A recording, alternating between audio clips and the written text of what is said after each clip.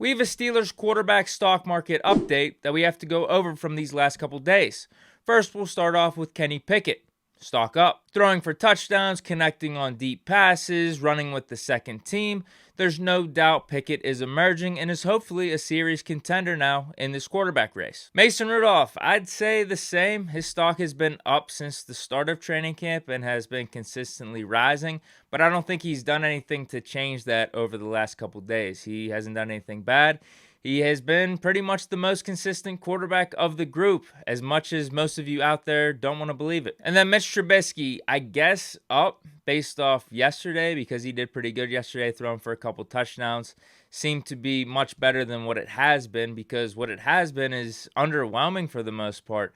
A lot of consecutive incompletions during sessions, has thrown some picks recently. But I think context matters. He's missing a bunch of guys on that first team offense. Pat, Najee, Deontay, and Claypool, and he's going up against the first team defense, who is basically all out there outside of Minka. So we got to take that into consideration. Overall, though, I would say Mitch's stock is down throughout the whole training camp, but as of late, based off yesterday, stock is rising a little bit more. Now let's talk about Deontay's contract situation. I'm seriously considering putting a ban on ever talking about this topic again until Deontay actually signs, because I don't want Big Deke News to become ESPN and how they cover stories where nothing changes, but they'll still just talk about it anyway. Just like Aaron Rodgers. Is he coming back? Is he retiring? What's going on with the Packers? Nothing's changed, but they just talk about it for hours upon hours. And also another Green Bay quarterback did that too. Remember Brett Favre? Is he coming back? Is he retiring? He did it with the Packers, then he did it with the Jets and the Vikings. Big Deke News, we are classier than that. I don't want to subject the viewer to the continuous talking or rambling about a topic that has not changed and just giving my same opinions over and over again. But I will give a recap for those of you that don't know of what I think of this Deontay situation. I'm saying $17 to $18 million per year, make it like a 2 or 3 year deal. I think that could be the happy medium for both Deontay and the Steelers. I get Deontay's receiver market is probably 20 plus million based off all these contracts that are getting signed.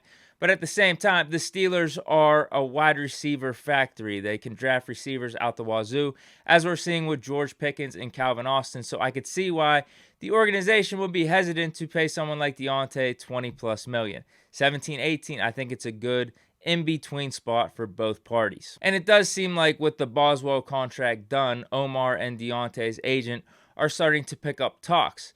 And Omar even said in his latest press conference his desire for Deontay to remain a Steeler. I say, we want Deontay. We're excited to have Deontay as part of this team. And, we hope he's going to be a Steeler for a long time. A lot of people are thinking it will happen before week 1. It's just a matter of time.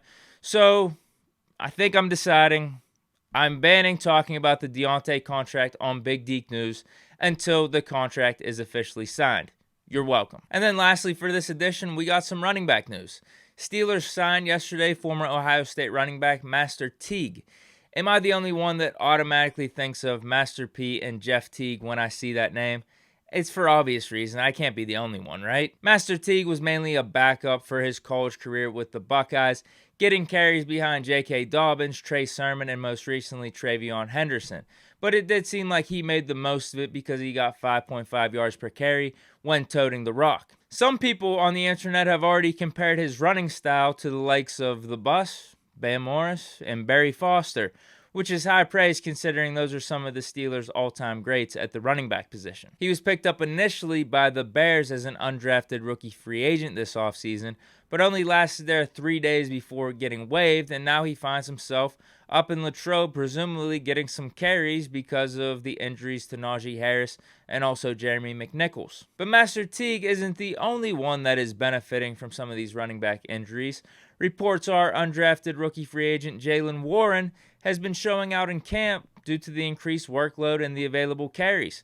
He's flashing some skill, but is also being labeled as a grinder and has a never-give-up attitude. Maybe I picked the wrong undrafted free agent running back for us to keep our eyes on whenever I ranked Mateo Durant over Jaylen Warren. But, there was decent reason to it because the Steelers gave Durant an unprecedented contract for an undrafted rookie free agent running back. So it had to mean something. You thought they were going to give him opportunities somehow, some way for them to make sure Durant was on the team, that he wouldn't sign anywhere else. But if there's anything that we could learn from Jaylen Warren's college career up to this point is don't count the man out. He had a crazy path where he started his college career at a JUCO. The place was literally named Snow College, but then ended up transferring to Utah State, which again isn't one of the most premier programs out there, but then found his way on Oklahoma State's roster for his senior season, being the predecessor to Chuba Hubbard, and didn't disappoint, was named the Big 12 Offensive Newcomer of the Year, racked up 1,200 yards on the ground and 11 touchdowns. So no matter what situation this dude is put in, he's able to make it happen and consistently level up.